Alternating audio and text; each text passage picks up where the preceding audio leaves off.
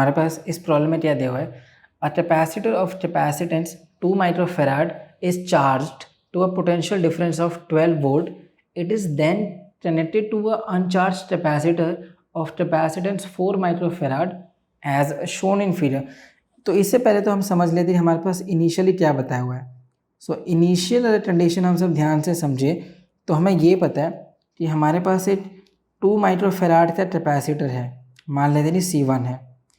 इसको हमने पोटेंशियल से यहाँ पर ज्वाइन किया हुआ है, जिसकी वैल्यू मेरे पास मान लेता हूँ V है. ठीक है, तो इस V के लिए वैल्यू हमें पता है, C1 की वैल्यू मेरे पास 2 माइक्रोफैराड है, इस V की वैल्यू मेरे पास 12 वोल्ट है.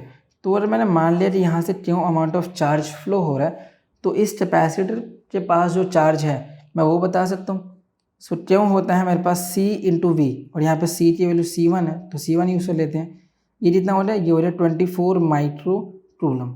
तो इस कैपेसिटर के पास जो अमाउंट ऑफ चार्ज फ्लो हो रहा है वो जितना है वो है 24 माइक्रो कूलम. अब हमें ये बता रहे हैं फाइनल कंडीशन क्या है हमारे पास, फाइनल में हमें ये बता रहे हैं यहाँ पर कि इस कैपेसिटर को अब हमने ज्वाइन किया हुआ है विद अनदर कैपेसिटर C1 जो कि हमारे पास 2 माइक्रोफैराड पहले से ही था. इसे हमने ज्वाइन किया हुआ है सेकेंड कैपेसिटर के पास C2 के पास. ठीक है, तो हमारे पास जो डायग्राम दिया हुआ है वो कुछ ऐसे दिया हुआ है. ठीक है, तो मेरे पास जो डायग्राम दिया हुआ है वो कुछ ऐसे दिया हुआ है, पर ठीक है ये भी आपको समझ में आ गया. मैं मान लेता हूँ ये मेरे पास C1 है, ये मेरे पास C2 है, तो ये दोनों ही मैंने इसे ऐसे बना लिया, उसमें तो प्रॉब्लम नहीं है हमारे पास.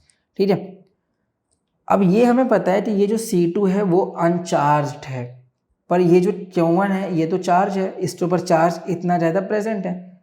अब हमें ये पता है कि ये अनचार्ज है, तो इसमें जो चार्जिंग होने वाली है वो Q1 की वजह से होने वाली है, सॉरी C1 की वजह से होने वाली है.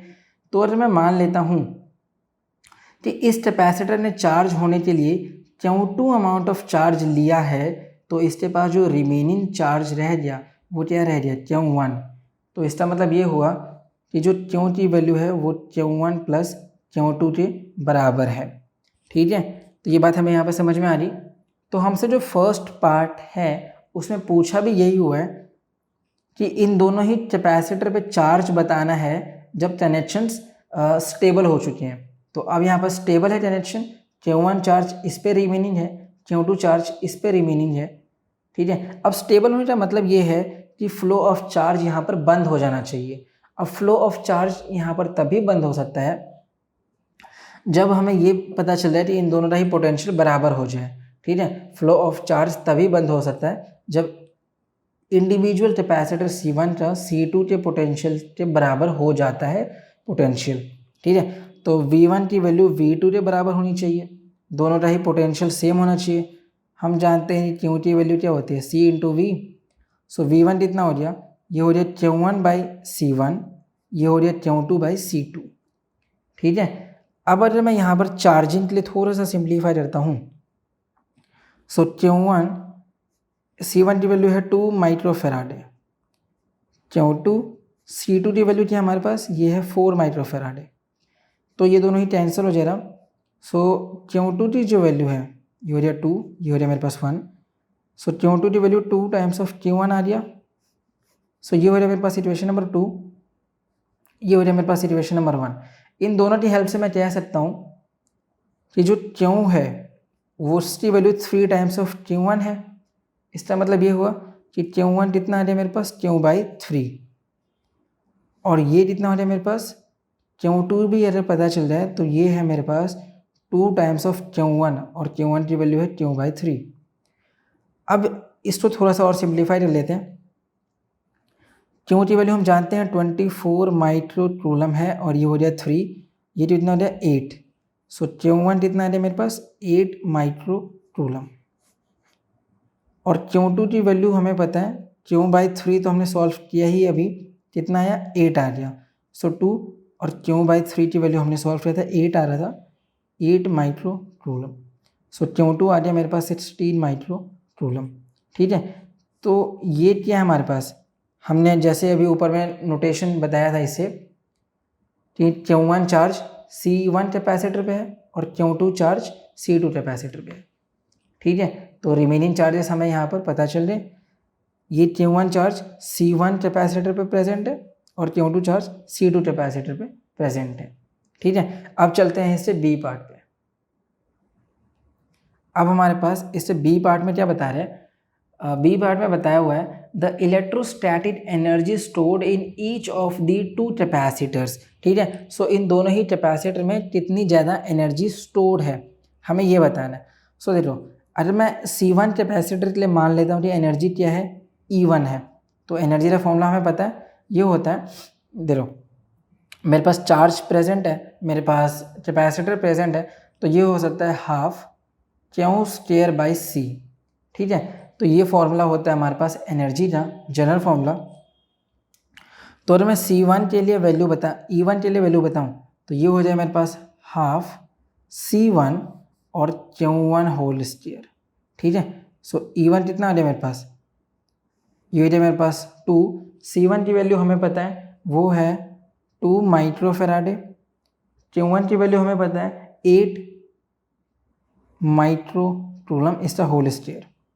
सो E1 कितना आ गया, ये हो जाए यहाँ पर 4 माइक्रो, और ये कितना हो जाए मेरे पास, ये हो जाए मेरे पास 64 माइक्रो होल स्क्वायर, और एनर्जी है तो जूल में आ जाएगा मेरे पास।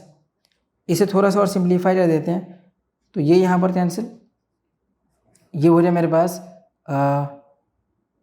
16। ठीक है, तो E1 की एनर्जी कितनी आ रही, E1 आ रही है मेरे पास 16 माइक्रो जूल। तो फर्स्ट कैपेसिटर की एनर्जी 16 माइक्रो जूल है। अब इसी तरीके से दूसरे कैपेसिटर की भी एनर्जी सॉल्व कर देते हैं। सो E2 ये हो जाए मेरे पास हाफ 2C2 Q2²।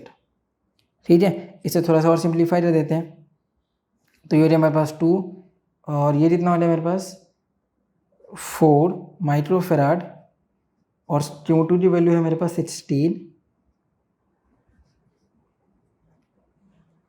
ठीक है, तो E2 आ जाना चाहिए मेरे पास 8 माइक्रोफेराड, और ये हो जाए मेरे पास 16 × 16 माइक्रो स्क्वायर, और जूल में आ जा रहा है मेरे पास आंसर। ठीक है, इसे हटा देते हैं यहाँ से, तो ये यहाँ पर कैंसिल, ये हो जाए मेरे पास 2। कितना रिजल्ट आ गया, जो सेकेंड कैपेसिटर में एनर्जी है वो है 32 माइक्रो जूल। ठीक है, अब हमसे क्या पूछ रहे हैं सी पार्ट में, वो भी सॉल्व कर देते हैं। सो सी पार्ट में हमसे पूछा हुआ है the heat produced during the charge transfer from one capacitor to other. ठीक है, तो यहाँ पर मुझे बताना है कि हीट कितना हीट ट्रांसफ़र कितना हुआ, तो सी पार्ट सॉल्व करते हैं। सो बेसिकली हीट ट्रांसफ़र अगर मुझे बताना है तो मुझे सबसे पहले ये बताना होगा कि एनर्जी बिफोर कनेक्शन कितनी थी और एनर्जी आफ्टर कनेक्शन, इन दोनों का डिफरेंस लेना होगा।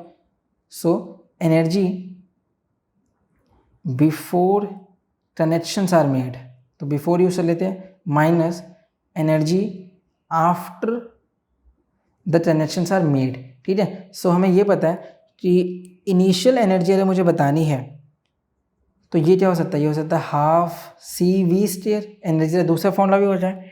ठीक है, आफ्टर कनेक्शन की जो एनर्जी है वो दोनों ही कनेक्शन कंबाइंड होना चाहिए, तो E1 + E2 यहाँ पर यूज़ करना है मैंने। ठीक है, तो ये जितना हो गया, ये हो जाए E1 + E2। सो ये हो जाए मेरे पास हाफ C1 की वैल्यू मेरे पास कितना था इनिशियली 2 माइक्रोफेराड, 2 माइक्रोफेराड वाला यूज करेंगे यहाँ पर, और पोटेंशियल कितना था 12 इसका होल स्क्वायर, माइनस इन दोनों की एनर्जी अगर मैं ऐड कर देता हूँ तो ये हो जाएगा 48 माइक्रो जूल। तो ये हो जाना चाहिए 2 से 2 कैंसिल, ये हो गया 144 micro joule minus 48 micro joule. ठीक है, तो ये जितना हो जा रहा है मेरे पास हीट आ जाना चाहिए, ये हो जा रहा है मेरे पास 96 माइक्रो जूल। तो इतनी ज़्यादा अमाउंट ऑफ एनर्जी हीट के बराबर है। ठीक है, 96 माइक्रो जूल। तो इसी के साथ हमारे पास ये वाला प्रॉब्लम भी सॉल्व हो गया। इससे आसान सॉल्यूशन और कहीं नहीं।